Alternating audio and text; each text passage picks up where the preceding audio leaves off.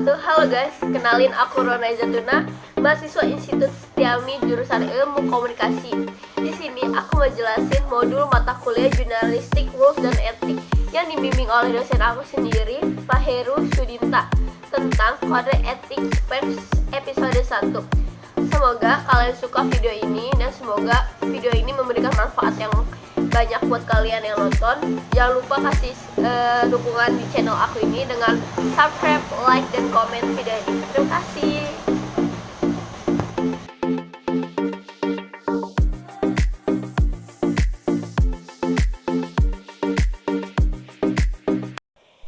Pendahuluan, kemerdekaan berpendapat, berekspresi, dan pers adalah hak asasi manusia yang dilindungi Pancasila, Undang-Undang Dasar, dan Deklarasi Universal Hak Asasi Manusia.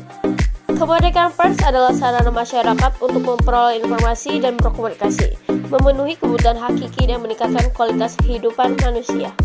Definisi etika pers adalah aturan yang mengatur suatu media dalam mempublikasikan suatu sajian program, berita, atau informasi. Kenapa sih media massa perlu diatur oleh hukum dan etika? Karena media harus diatur karena kerap terjadinya benturan kepentingan antara kepentingan publik vis-a-vis kepentingan bisnis media. Mari kita jelasin di slide selanjutnya. Ada dua penjelasan, yang pertama kepentingan publik, yang kedua kepentingan bisnis. Kepentingan publik, filosofinya seperti ini. Media adalah ruang publik bagi masyarakat sebagai tempat untuk mengekspresikan dirinya dan mengeluarkan pendapat. Kalau kepentingan bisnis, pengelolaan sebuah media dilakukan oleh sebuah organisasi yang pada umumnya untuk mencari laba dalam sistem ekonomi kapitalis. Undang-undang yang mengatur media massa antara lain Undang-Undang Pers Nomor 40 Tahun 1999 dan Undang-Undang Penyiaran Nomor 32 Tahun 2002. Dalam undang-undang ini dijelaskan beberapa definisi sebagai berikut. Pers adalah lembaga sosial dan wahana komunikasi massa yang melaksanakan kegiatan jurnalistik dengan menggunakan media cetak, media elektronik, dan segala jenis saluran yang tersedia. Nah, yang kedua adalah perusahaan pers. Perusahaan pers adalah badan hukum Indonesia yang menyelenggarakan usaha pers, meliputi perusahaan media cetak secara khusus menyelenggarakan, menyiarkan, atau menyalurkan informasi.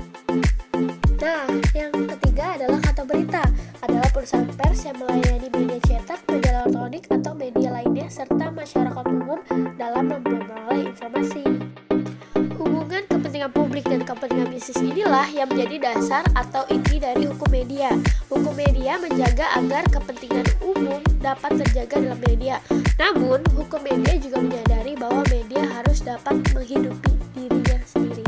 Nah, ini mengapa media massa perlu diatur oleh hukum dan etika? Ini ada penjelasannya, ada 5. Yang pertama, luas jangkauan media dan wartawan. Yang kedua, memakai frekuensi milik publik. Yang ketiga, dahsyatnya dampak sebuah berita. Yang keempat, multidimensi kepentingan politik, ekonomi dan skala lokal dan internasional. Yang kelima, menjaga dan menjamin agar media massa memenuhi kepentingan publik. Apa aja sih isi kode etik jurnalistik itu? Fun fact yang harus kalian tahu guys, wartawan dan pers merupakan dua hal yang gak bisa dipisahin. Kenapa tuh?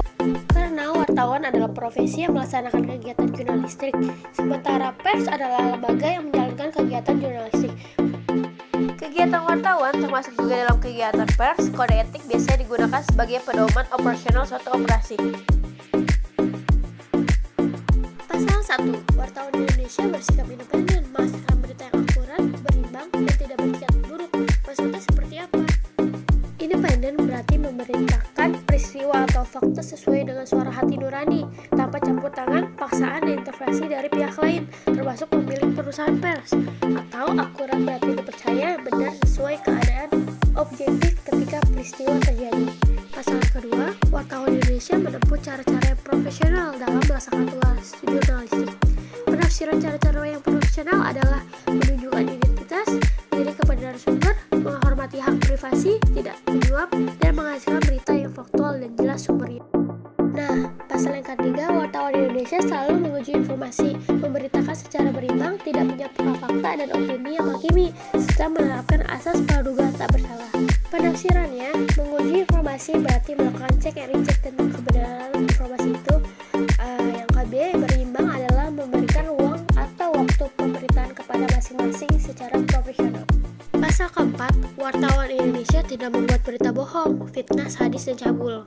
Penafsiran bohong berarti sesuatu yang sudah diketahui sebelumnya oleh wartawan sebagai hal yang tidak sesuai dengan fakta yang terjadi.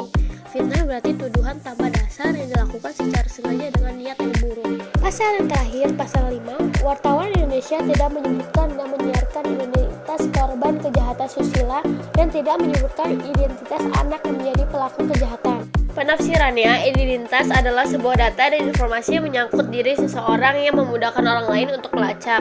Dan anak adalah seseorang yang berusia kurang dari 16 tahun dan belum menikah. Nah, sekian dulu video penjelasan kali ini. Semoga bermanfaat. Mohon maaf bila ada kesalahan. Terima kasih. Thanks for watching.